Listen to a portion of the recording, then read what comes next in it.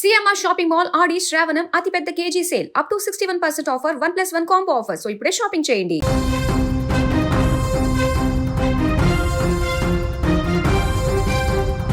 Social మీడియాలో ఎప్పుడు ఏ celebrity వ్యవహారం హాట్ టాపిక్ అవుతుందో ఎవరు ఊహించలేం. టాలీవుడ్ ఫోక్ డాన్సర్లు ఈశ్వర్ సాయి మరియు మాధురి రాథోడ్ వివాదం ఇప్పుడు ఇంటర్నెట్ను షేక్ చేస్తుంది. గత కొన్ని రోజులుగా వీరిద్దరిపైన వస్తున్న ట్రోల్స్, రూమర్స్ పైన తాజాగా ఈశ్వర్ సాయి మరొకసారి స్పందించారు. గత కొన్ని రోజులుగా సోషల్ మీడియాలో తమ గురించి ఇష్టం వచ్చినట్టుగా రాస్తున్నారని ఈశ్వర్ సాయి తీవ్ర ఆవేదన వ్యక్తం చేశారు. తమ వ్యవహారం పైన పూర్తి నిజాలు తెలుసుకోకుండా కొందరు కావాలని ట్రోల్స్ చేస్తున్నారని, మీడియా కూడా తమకు తెలిసిన సమాచారంతోనే కథనాలు రాస్తుందని ఆయన వాపోయారు. అసలు తమ మధ్య ఏం జరిగిందనే విషయంలో బయటకు తెలిసింది కేవలం 10% మాత్రమేనని, మిగతా అసలు విషయం బయటకు రాలేదని ఈశ్వర్ సాయి స్పష్టం చేయడం ఇప్పుడు మరింత చర్చకు దారితీసింది.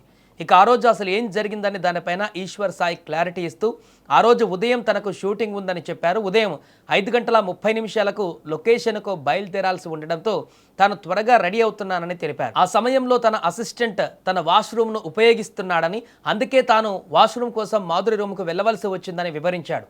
పరిస్థితులు ఇలా ఉంటే దీన్ని వేరే కోణంలో చూపిస్తూ కొందరు తప్పుడు ప్రచారం చేశారని ఆయన ఆరోపించారు. అయితే ఆ సమయంలో తన భార్యకు ఎవరో కావాలనే తప్పుడు సమాచారం ఇచ్చి రెచ్చగొట్టారని ఈశ్వర్ సాయి సంచలన ఆరోపణలు చేశారు.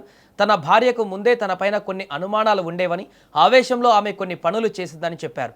ఆ సమయంలో పరిస్థితులు మరింత ఉద్రిక్తంగా మారడంతో తాము మాట్లాడే అవకాశం లేక సైలెంట్గా ఉండవలసి వచ్చిందని తెలిపారు.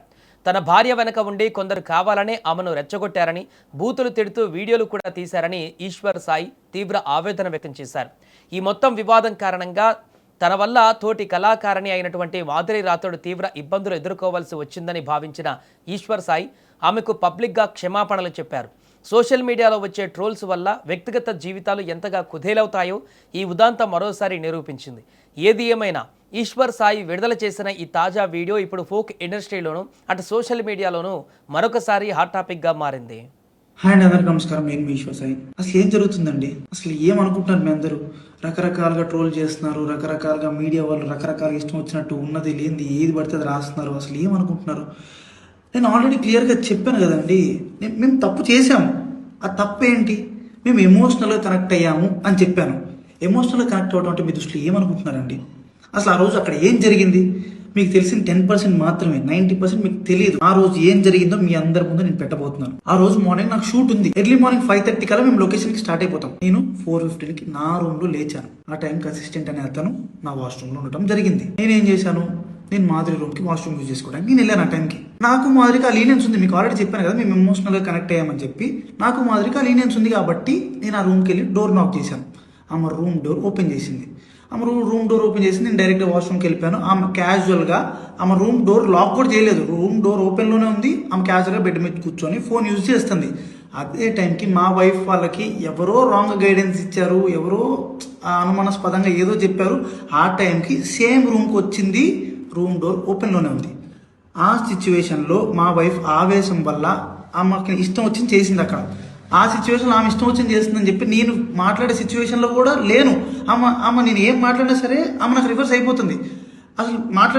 అసలు స్కోప్ కూడా ఇవ్వట్లేదు, మాట్లాడే గ్యాప్ కూడా ఇవ్వట్లేదు. ఆమె ఆవేశంలో ఏదేదో చేస్తుంది. ఆమె అనుకున్న రకరకాలుగా వీడియోలు తీస్తున్నారు, రకరకాలుగా బూతులు. మా వైఫ్ కి ప్రీవియస్ గానే నా మీద చాలా అనుమానం ఉంది. అక్కడికి వచ్చే టైంకి ఆ సిచ్యువేషన్ ఇదంతా చూసేటప్పటికి ఆమె అనుమానం నిజమైంది అని ఆమె అనుకుంది. ఈలోపు ఆ వెనుకున్న వ్యక్తులు ఎవరైతే ఉన్నారో ఆ విషయాలని అతను ఎవరో నాకు కూడా తెలియదు. వెనుకున్న వ్యక్తులు అసభ్యకరంగా మాట్లాడటం నేను అప్పటికే ఆమెకు చెప్తున్నాను, ఆపుతున్నాను. గొడవలు కాదు, కొట్టుకోకండి, కూర్చొని మాట్లాడుకుందాం అని క్లియర్ గా నా భార్యకి నేను సంజాయిసి చెప్పడానికి ట్రై చేస్తున్నా కూడా ఆమె వినే పరిస్థితిలో లేదు. నేను ఒక్క మాట మాట్లాడుతుంటే ఆమె 4 దెబ్బలు కొట్టేటట్టుగా ఉంది. ఆ వైఫ్ ఏం జరిగింది నన్ను పట్టుకొని కొట్టి అడుగుతున్నా సరే నేను కామ్ గా ఉండటానికి రీజన్ అక్కడ వాళ్ళందరూ వీడియోస్ తీస్తున్నారు. మా మధ్య ఒకరికి లీనియన్స్ ఉంది తప్పితే అంతవరకు వెళ్ళే అంతవరకు వెళ్ళే ర్యాప్ మా ఇద్దరి మధ్యలో లేదు. మేము ఇమోషనల్ కనెక్ట్ అయ్యాం, ఇమోషనల్ గా మాట్లాడుకుంటాం అంతే తప్పితే మేము అంత దూరం మేము ఎప్పుడు వెళ్ళాలని కూడా మేము ఎప్పుడు అనుకోలేదు. అలాంటి క్యారెక్టర్ ఆ అమ్మాయి అస్సలు కాదండి. అమ్మాయి చాలా రెస్పాన్సిబుల్ పర్సన్. అమ్మాయి ఫ్యామిలీని అంతా పోషించుకోవడానికి చాలా కష్టపడుతుంది. నేను ఎప్పటి నుంచో కొన్ని 4-5 years నుంచి అమ్మాయిని నేను చూస్తున్నాను. ఇదే విషయాన్ని మీ అందరికి ఇంటర్వ్యూలో చెప్దాం అనుకున్నాను, కానీ మా లీగల్ అడ్వైస్ ప్రకారం నేను ఎంతవరకు చెప్పాలో అంతవరకే చెప్పాను.